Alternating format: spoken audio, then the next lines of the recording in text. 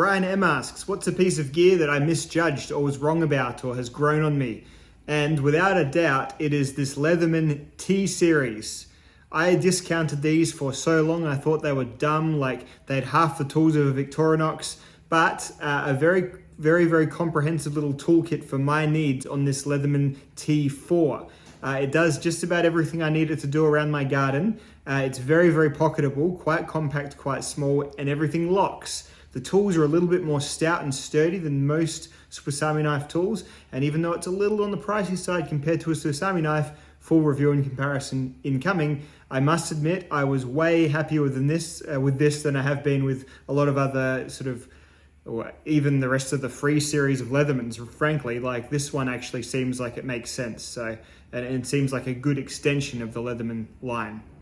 So that's that. So yeah, the main two things about it, obviously, I can't do all of my jobs with it because it doesn't have pliers on it. And also, as the tip is technically down, although it's not an EDC knife, it's still not my ideal configuration. But because it's not an EDC knife, it hasn't really caused me to eat entirely soppingly wet bread, just more of a light spritz to satisfy the cravings.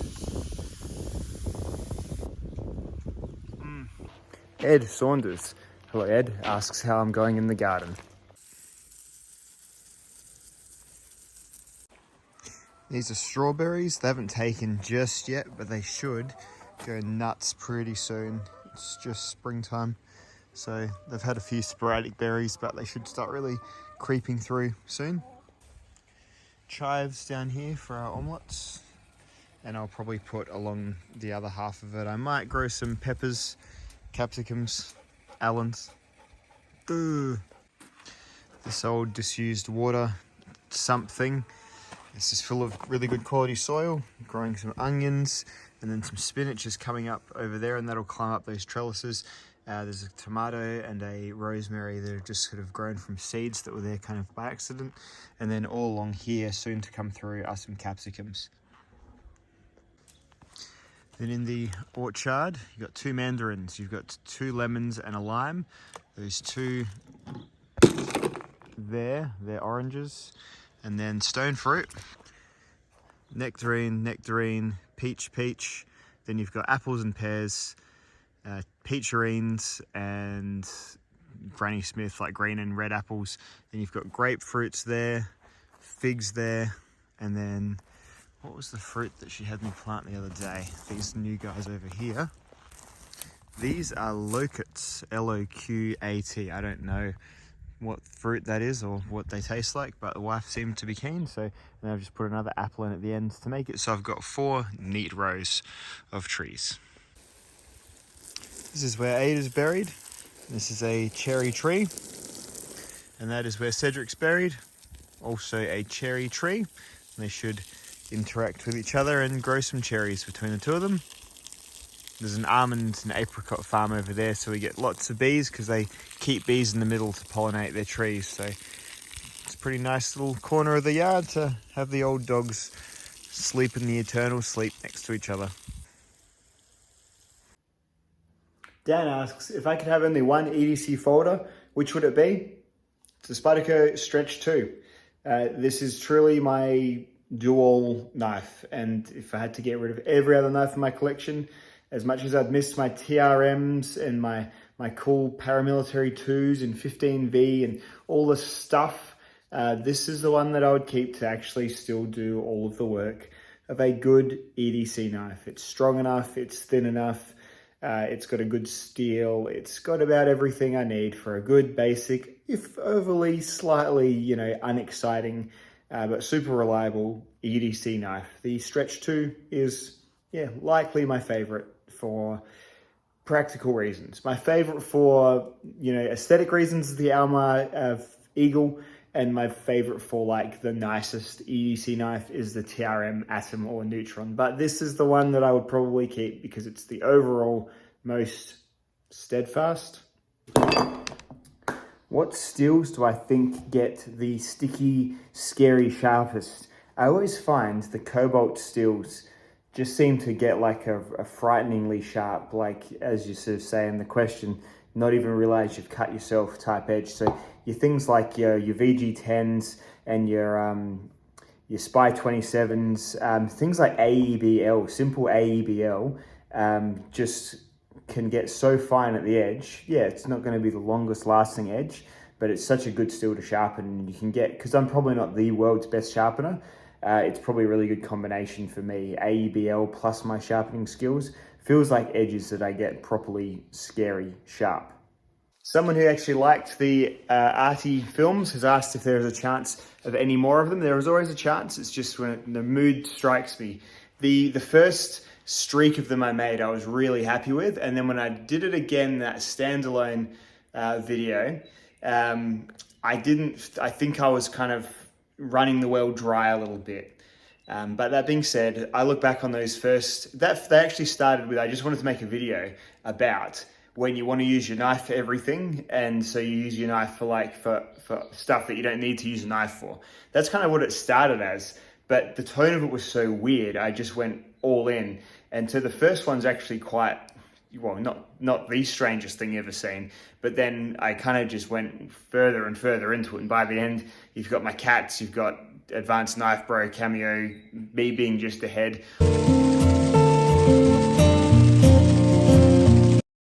He's just ahead. Ahead can't manage our artisan leather goods store.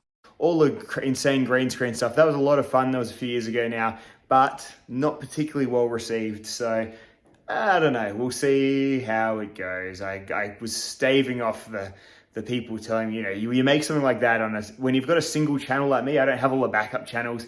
Not interested in running backup channels. I have enough trouble keeping this one on track.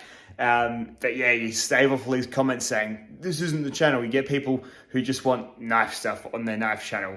And it was kind of exhausting to sort of push away all the folks who were very, very unhappy about their subscription feed having this very unexpected nonsense in it. So yeah, it was fun, but also it wasn't fun. So I honestly can't say, but I do try and keep my projects varied enough, but I think I'm keeping them a bit narrower in their scope lately. But thank you for enjoying them and saying you enjoy them, because they're probably the videos that I've put the most effort in ever into. So if I found myself thrust back in time into the great Emu War, my blade of choice would be my Rob Erickson big chopper. That curve on that blade would just, those emu necks would just be caught in it, and that blade would drag through and lop off some emu skulls. We would still lose though. The emu is a terrifying bird. Like, you'll be standing thinking you're watching one emu, and from behind you, a random emu neck will curve around, and it's like in Jurassic Park, and there'll be big emu fluffy eyelids just blinking at you, and this big emu mouth just ready to go boom. They are, they are not the most chill birds. They're definitely more chill than the cassowary, but still, even with my Erickson chopper, I don't like my chances. What's my favorite recurring comedy bit? There is something inherently hilarious in throwing a bin at something that you don't like. It's just so disarming and strange. It's like, what is the worst thing you could do if the Queen of England was coming to visit? And I think throwing a clangy old 80s style trash can at something or at someone is just like the ultimate diss, and just incredibly hilarious. It will always make me laugh watching me throw bins at things. That being said, I also do enjoy the needlessly harsh singling out of tiny groups in the knife community with like over the top bits, you know, like the wet bread, the tip down carriers wear, or the people who only collect case knives basically being like mole people, all those sorts of things. They crack me up, and if they crack up 1 in 10 of you guys as well, then that makes me very happy. What's my favorite survival type knife? Well, see, I got this thing where I like the kinds of survival knives. I like this kind of survival knife, like your K-bar-esque combat survival style knife. I think I enjoy these on a visceral sense the most, in terms of they make me feel the best. Knives like this, these sort of cross-guarded, hilted. As you know, the K-Bar Big Brother could be one of my favorite knives that I own, just because it's just, I don't know, it just tickles me. And these would be sort of kind of your traditional survival style knives. But what I know you probably mean is like actual knife. They wouldn't be the best in a survival situation. So I think that the best actual survival knife that I have is probably the TRC Apocalypse. You can see old Joe X completely ruining one of these the other day. That was interesting, hacking up a car with it, taking these big chunks out of the blade. It was toe curling stuff, to say the least. But that being said, aside from that hypothetical situation, I think this is the thing that I would take most of all. That being said, these are unobtainable almost. They're very expensive, and if you were going to spend this much money on it, you probably wouldn't be taking it out and putting it at risk. But if world was coming to an end, this would be the thing that I grab. That being said, the Gerber Strong Arm is a great survival knife option as well, because it is quite disposable. You could use it for those dumb survival tasks. If you did break it, they're not irreplaceable, not a bad choice either. And of course, the K-Bar Becker BK9 with its micarta handle, about the perfect large survival knife, I think. I mean, if they made it in 3V, that'd probably be a bit cooler, but it's still pretty cool as it is. So that's my top 5 there, maybe, or just 5 of the ones that come to me when I think of this question. Stephen, you've been around for ages as well. Thanks for sticking with me, man. One of my longest names in my list of viewers. So, thanks. Couple of questions about young Bricado here. What does Brickie EDC? How's life going? What do you get up to? Where have you been? Well, I guess we'll let the man speak for himself. Well, I am mainly used as a device to represent Pete's self-doubt. All I carry every day are his hang-ups and self-aware meta-commentary. I am basically like his 8 Mile. When the main character in 8 Mile does his rap at the end where he owns all his perceived flaws, removing the capability of the other rapper to own him instead. Also, I have 6 life partners of varying attractiveness. I am without form or gender, and I do not have a penis. I will continue to appear as I am needed to carry Pete's fleshy insecurity. One question was about whether I'm looking into getting a power bank. I did comment, I believe, on Nathan's channel, Edge of the Outback. Now, Nathan's like an old sort of internet chum of mine. We used to all be in a Spyderco group on Facebook. You remember Facebook? Does anyone still use Facebook anymore? I left Facebook and unfortunately sort of lost contact with most of those guys, but Nathan's a good unit. And he actually did a sharpening for me once for a multiple D2 sharpening thing. Anyway, Nathan has branched off into this awesome hunting sort of, he hunts like feral pigs and feral cats and shows the hunting footage, and he blew up to like 500,000 viewers. So, which is like so much for YouTube being like against that sort of stuff. He's absolutely killing it. Anyway, so it was on Nathan's channel. I think I sort of expressed, he did a review of like one of those lithium longer term generator type things. And I just have never been able to pull a pin, and I don't really want to do a deal with one of the companies to get one for free and review it, because it's a little bit too expensive, and I don't know, it's just not quite my wheelhouse. So I am a petrol generator bro for my emergency power still, and this is like a Ryobi, just like a $900, and I've used it plenty of times. The thing about where I live is we don't have mains water. We don't have clean water, right? We have rainwater, and we have like bore water, like it's not filtered properly. So we're actually like one of the few places in the modern in like the, I hate to say civilized, but in like the first world, I guess, that doesn't have municipal water, right? So we pump our own, and it comes really low speed from like the mains. It's kind of, I think it's run through a couple of strainers, but it's very much brown water when it comes out the pipe. So what I do is I settle it in a settling tank. The guy I bought the house off of set it all up really nicely. And then I have 2 big rainwater tanks, right? But I need a pump to pump it out regardless for my house's pressure. So I've got a water pump that sort of runs every time I turn the tap on. And so I do need a generator to run that. And petrol is still more reliable than a lot of those sort of lithium ones, as far as I'm aware of. So petrol generator is still the go. And I use it probably a few times a year. And every time I use it, I am so thankful that I got it, because even though it's a bit of an expensive outlay, being the house that has power, especially when you've got little kids who like lose their shit when they don't have, you know, lights on. It's a relief, I'll definitely say that. So, but yeah, I will definitely look into one of those still. I'm just waiting until they get a little bit cheaper maybe, and just a little bit sort of, yeah, I don't know.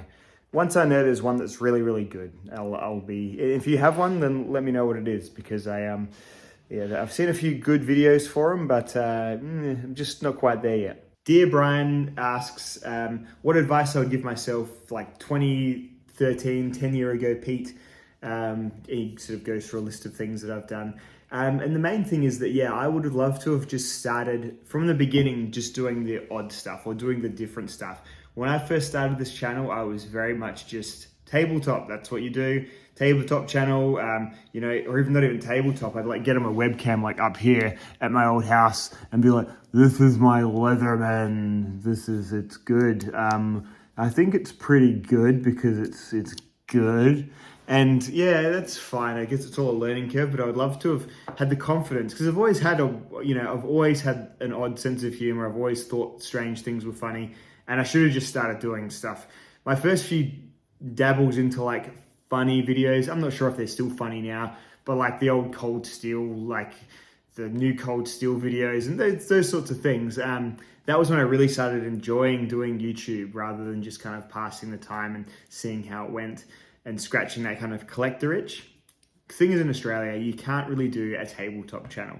And by a tabletop channel, I mean like a Neves Knives or a Metal Complex, where you just have or a Stassa, where you just have like the newest stuff always coming in. Never really been able to do that because in Australia, the postage is too slow, the distances are too wide, things just don't get here at the same time. So I would always be nipping at the heels. So I had to branch off and do like a personality sort of driven show, like I guess this is. With, you know, my own little oddness to it. I needed to do that sooner. And so I might be in a bit of a different position if I'd done that sooner, or maybe not at all. I'm not sure. So if I go back, I would just say, dude, just start making the stuff that, you know, you think is funny that you're too embarrassed to make. Because on the surface, this hobby does feel like it's full of like a lot of really very serious knife users who, I just want knife information, thank you and please. And you go a little bit deeper though, and there's people with all sorts of wacky, you know, comments. And I've got some really funny, like repeat commenters, always look like Greyholm, Stark Parker. Like there's commenters that I see and I'm just like, this guy's going to say something funny. And so that's heartening that yes, there are people in this hobby that like the weird stuff as well. And even the other creators that I guess you probably know that I know, like Nick Shabazz and Advanced Knife Pro, and I do know Metal Complex as well. A few of them, like they all kind of have the same goofy sense of humor. In fact, Metal Complex does some very funny things on his Instagram from time to time. He actually has very good comedic timing, but he's obviously that more tabletop channel because he's geared it into like it's a full-on endeavor. I am definitely not at that stage. I am at the stage where this channel pays for the new knives, maybe, and then I pay a little bit more out of my own money when I can. And the Patreon helps as well. And I buy rope, which costs, you know, the rope that I use, because it always is the same. So, you know, that's $10, $12.50 a hank. Like, and then I go through several, you know, sometimes I go through 10 hanks a month. Like, you know. So with me right now, I'm not quite at that stage. I'm not sure if I'd ever want to be. I don't think I trust YouTube enough to make a full-on meal of this, but it's pretty comfortable right now. But I always wonder how it'd be if I'd gone back in time and just gone full 100% Pete from the beginning. It's just a matter of confidence, a matter of ideas, I guess a matter of probably technical skill as well. Not that I'm still just shooting on a bloody phone. Sometimes I use a mic these days, but even then, not all the time. Anyway, but as that previous question was, those wacky like art videos that I did about 5 years ago, they really did tickle like a production editing bug in me that I have sort of continued on anyway. So that's that. In terms of life advice, I'm pretty happy with my choices. I don't think I'd do too much different. We had our kids young together at like very similar, you know, as quick as you kind of could.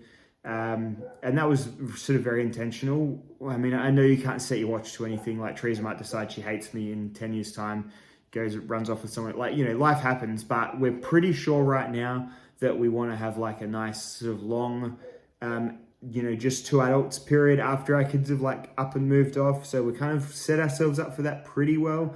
Like we've got a reasonable mortgage. Our kids are like going well. Like they are likely to be able to go and look after themselves once they're 18 to 20. And when they are, we'll only just be in our early 40s. So we've planned our life out as best as you can, but you know what they say about making plans, you know, Mother Nature or the universe or God or whatever you think is pulling the strings comes along and takes a big old shit on it. But yeah, we're pretty happy with how we've gone. We bought a house, which was where I was first shooting, like back in 2013. We owned that house for a couple of years. We were poor and we didn't have enough money, so we moved back into like rental, like which is our jobs help us with rent, those sorts of things. And yeah, so that was good. Then we could save a proper nest egg for this lovely house, this lovely arrangement we're in now. You know, we still, like everyone else, we live week to week. Like we don't have, like some weeks you're just like, hey, I can't fucking wait till pay week because it's, you know, we're going through that pantry. And yeah, sometimes it's good to go through the pantry and eat all the things that are just kind of sitting there. But yeah, I think we're like most people. We go shopping and we fill our trolley and it costs fucking $500. Like that sucks for us as well. If I got a speeding ticket, it would ruin my month. Like we're just the same as everyone else, but we're sort of in a position where it should get better. So I'm pretty happy with the choices we've made up until now. Yeah, with regards to like, even buying the first house and then not going, that's all good experience, you know? Like it's, yeah, I don't know if we would have gotten, I was going to say, I'm not sure we would have gotten a Siberian Husky because Ada was a pain in the ass, but I miss that dog every day still as well. That's one thing I would always give more caution than I took when we got Ada. One of my friends at the time even said, don't get a Husky, man. They'll fucking ruin your life. And they kind of do, because they are like cats that don't really like you that much.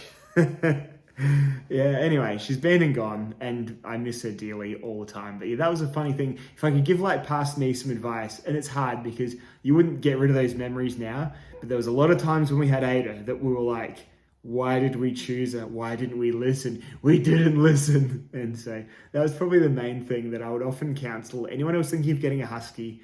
Really, really trust me that they are difficult and stubborn and unique and amazing dogs. But Alan and Hilda, much easier. They're both dumb Labrador Retriever type things that just want to please us all day and just they pine for when we come home and so they can just look at us through the fence. Like that's an easier dog. A Husky is a challenging dog. It's like, hey, I see what you've built and I'm going to destroy it and dismantle it. And I see that you don't want me to go over there, so I'm going to spend the whole day going over there. It's just, it's a different thing. So that's some interesting advice, I think. Specific advice, but yeah, definitely consider if you're thinking of getting a Husky because they look cool. Because we were those dumb 20-year-olds who are like, Husky's cool, Game of Thrones. I think similar anyway. And probably not Game of Thrones, but we just thought they were cool. And so, yeah, I definitely counsel against that for sure. That's probably the only thing I really think of that I maybe could have used some advice on earlier in the piece, or at least just have had the Husky. So we got her to be friends with Cedric, and Cedric had his own, he was his own dog as well, but because she was always the second dog. And when you have two dogs, you got to understand, it's becoming a dog video. When you have two dogs, it's like training them is so much harder, but they are happier because they are together. And so they've got that pack thing going on, but you try taking out two dogs at once to teach them to heel and walk slowly. Very, very difficult. So just that whole thing, that's probably the best. I don't know. That's all that's really coming to mind right now. Because everything else, we don't have a perfect life. We're not overly wealthy, but I think we don't go on holidays. Like we have pretty small needs. So I can just dabble in a bit of a silly little hobby. That being said, I've never spent more than maybe a couple of times in my life if I spent more than $500 on a knife. I've got friends who are like $1,400 here. I don't know what they do for a job, but holy shit. I mean, maybe it's just not having kids, but I would definitely not have kids to have more knives. I think I would keep it how it is. But anyway, okay, that's probably Brian's question answered. Sorry to go on, but try and be as honest and as open as I can, because if anyone deserves it, it's lovely Brian, who's helped the channel out many a time. So all right, my friends, that's probably time for conclusion. Thank you for watching. These questions were all from my Patreon patrons. I do have a Patreon. I always feel a bit weird about Patreon, but these guys and girls are sort of stalwarts. And I mean, I do get it. I Patreon people as well. Like I Patreon about 4 or 5 different knife channels and a few sort of other channels as well and other things, Friendly Geordies, last podcast, some of the stuff that I am into, I Patreon as well. So I get it, but I always feel a bit bashful about it. But I thought this would be something nice to do for the patrons. Didn't get a huge amount of questions this time. So if you are a patron and just never check the page, just keep an eye on it. I'll probably do one of these every so often. And if you're just a normal viewer, of course, thank you very much for being just a normal viewer as well. And if you have a good question below, I will maybe go through the questions in this video and answer a few of them. Because when I do it to a general call out, I get like 1 billion questions all at once. So, but yeah, in general, if you've got something super cool to ask, and if I've got a good answer for you, then yeah, I might do another one of these videos in a couple of weeks' time. So thank you all to the Patreons. If you're interested in being a Patreon, I certainly won't say no. Thank you so much. I don't mind if you come and go, and if I go a bit quiet on the channel, like, it's fine. Just leave for a bit. And if you see me come back, then come back. It's all fine. It's all gravy. It's just stayed the same since I've set it up. So it's just one of those little extra things. So that's the video. I think I've answered all the questions. So I'll see you in the next film. Goodbye. Next film will be on, by the way, the Leatherman. It's a bit of a spoiler. Look, it matches my shirt. The Leatherman Signal in Aqua. Huh? Pretty cool, huh? Got more of these AS color shirts. It's where the shirts that I get, they're just a nice, thick sort of quality cotton. And when I saw I could get one that matched my new Leatherman, I thought, well, hello ladies.